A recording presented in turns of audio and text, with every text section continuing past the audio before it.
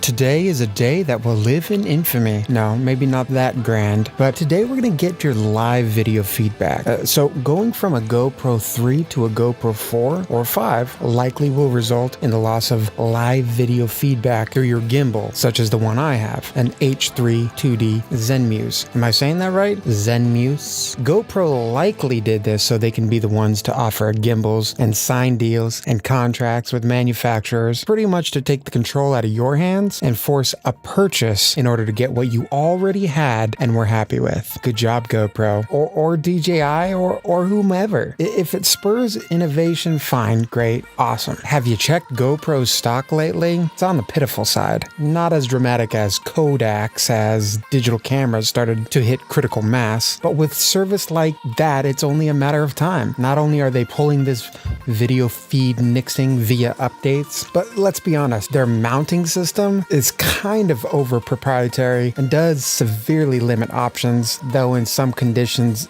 it's probably awesome and rock solid and does a fantastic job and doesn't allow threads to spin off, and so maybe it works in some areas, but it is limiting, very limiting in other areas, and the expense of purchases is prohibitive for some. Aftermarkets, though, kind of took care of that, but with cheaper plastic, but still having to search for various connectors can almost prevent one from pulling out the GoPro in the first place. They are no Apple and cannot just strip away options and think people won't jump to a different brand or manufacturer, but I'm digressing far too much. You've come here to find out the workaround. Perhaps I'm wrong on all the previous accounts. It's not all about being right. It's about the customer's perception, my perception. So, because I'm the one with the dollar, I'm the one that's going to spend. So if I'm wrong, it'd be good of you to do a little subtle education up front. Let me know what's going to happen and let me be aware of some things without having to dig deep in forums and small print. I don't have time for that. Okay, so let's move on before I release any more cortisol. It's time for the dopamine drip post-completion.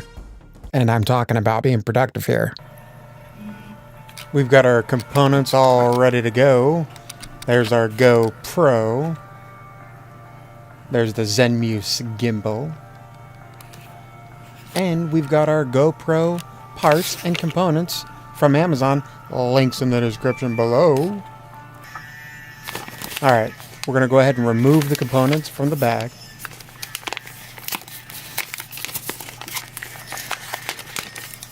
Music videos like that? They're remarkably small. They'll do the trick. Spent a lot of time in this area, so We've got our screwdriver, Phillips head, and this is actually a 2 AAA battery powered screwdriver, $20. I'll put the links in the description below. And you can see I'm about to strip these screws. There is one screw that I do strip, but it's no big deal. maybe graphic design. So here's more of a manual Phillips screwdriver with the proper size Phillips head. As you can see, there's 2 different kinds, and there's more than that, but it's always good to use the proper size. That you are looking for this lady. Lie here. Looking everywhere. So you can see all the screws we're going to remove. There's a total of 6 of them there. It's got a little bit of Loctite on there. I don't think you need to reapply. So those 2 screws are holding this little plate on. It's clear.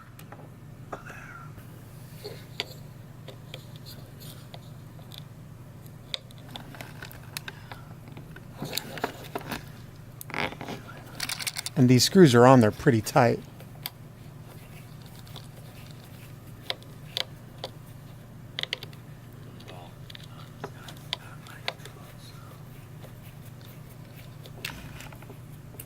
It's much safer to use a manual Phillips.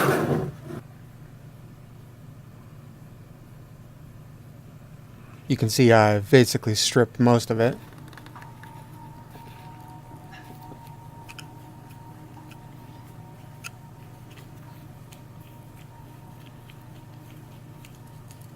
2 down, 2 to go.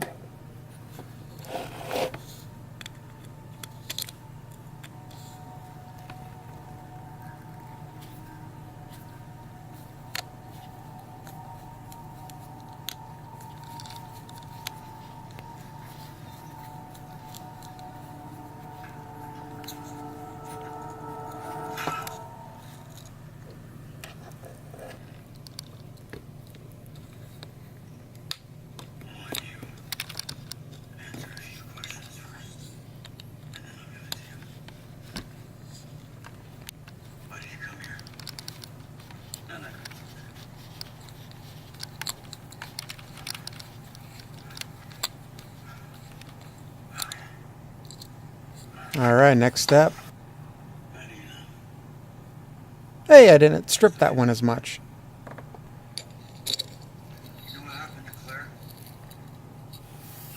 So you'll want to be careful to remove these gently, as you've got a lot of connections here.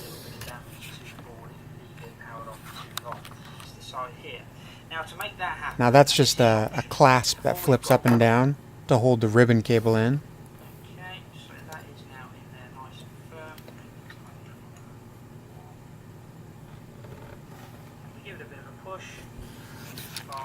And I've removed it, and we've got our new adapter ribbon cable. We'll just go ahead and insert it and press upon that clasp, and then giving the ribbon cable just a small tug just to make sure it's in there.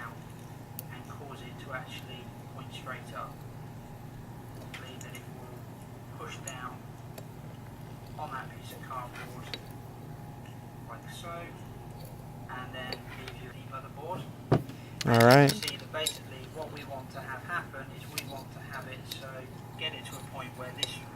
So we can start to piece everything back together here. It's not a difficult install by any means.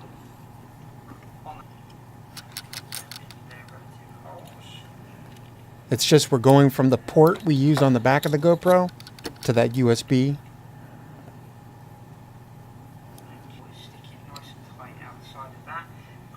We'll go ahead and screw all the screws in that we can.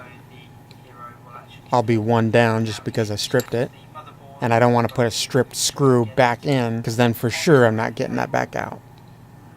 So, cold connector is facing up. And there we go. And that is basically it. All you've got to do now is you've just got to attach the 4 screws to do that up. Grab your GoPro, pop it down on the retaining, and it's as simple as that. And once you've done that, like I say, as long as you follow that 4 down, 2 to go. Short stubby is going into the motherboard and the long thin is going into USB. Then once you put this back together, you'll find it powers on.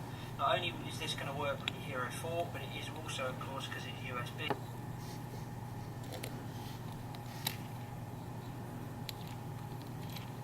This H3 2D fix. The fix? What is the fix about?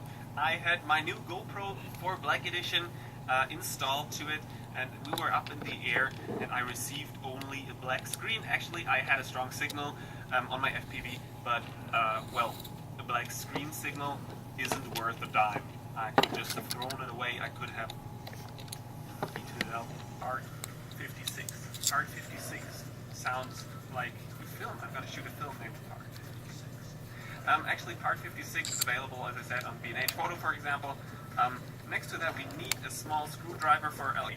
Of course, don't forget to unattach the cable that is connecting the gimbal. You can see I'm missing one screw. That was the stripped one. You can see how the ribbon cable runs out to the side like that. We're going to go ahead and attach that to the USB adapter connector. Try to remember that you shouldn't lose the screws. But I think you know that. And we've got a similar clasp here to hold the ribbon cable in. Gently, don't break the connector, but be careful. Don't just rip it out because everything is connected with cables. So just gently pull it up. It's pretty easy peasy lemon squeezy. You just want to make sure that you have it oriented right. To make sure we can unattach the old connector. Unattaching is pretty easy. Simply pull it out and be gentle. Now, it's not the most aesthetically pleasing rig and setup, but it's a perfect workaround. We gotta make sure that we stick the short end into the gimbal, and the golden contacts have to look at understand that, simply put things back in place, and I've cut out some foam so I can put it in there, foam that I had left over. Nothing special, simply get the measurements and put it in there. So the cable, It sure is tough working in these little cramped quarters. This would be a big construction ordeal for a couple Lego figures. I think they could get the job done a little easier than I. I might recruit them next time. If you could only train ants. and take the screws after making sure everything is tight.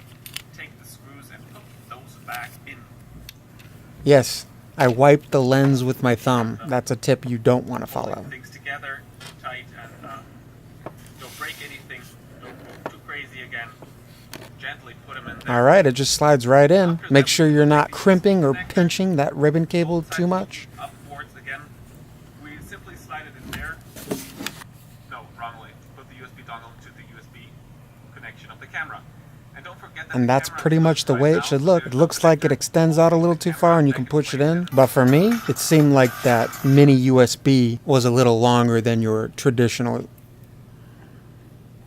the back end with an interface that's built for content creation. Everything is drag and drop and totally customizable.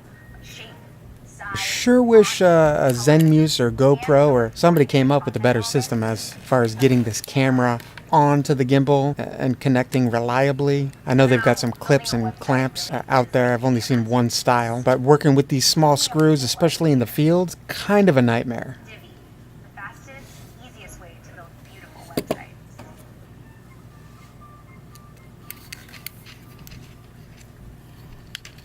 Although I would always personally recommend players keep visual content with their content for obvious safety reasons.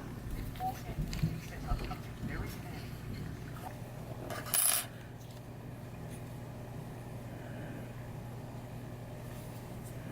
There I go again. Making sure that lens is nice and oily. Couple drive-bys. Slapping a battery here. A little lipo energy. Turn this baby on.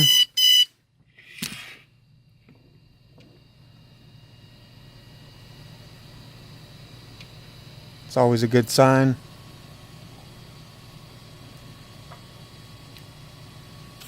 So this is a Lumineer video monitor that I have, and it's got built-in video connection, and so I'm just powering it up here.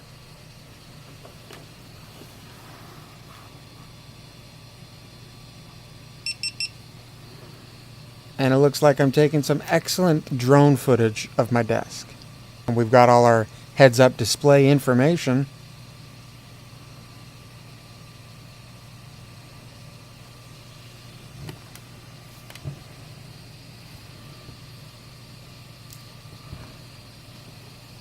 I think this is a winner. So literally this took, about 10 minutes. But if you're a procrastinator, it's going to take you forever.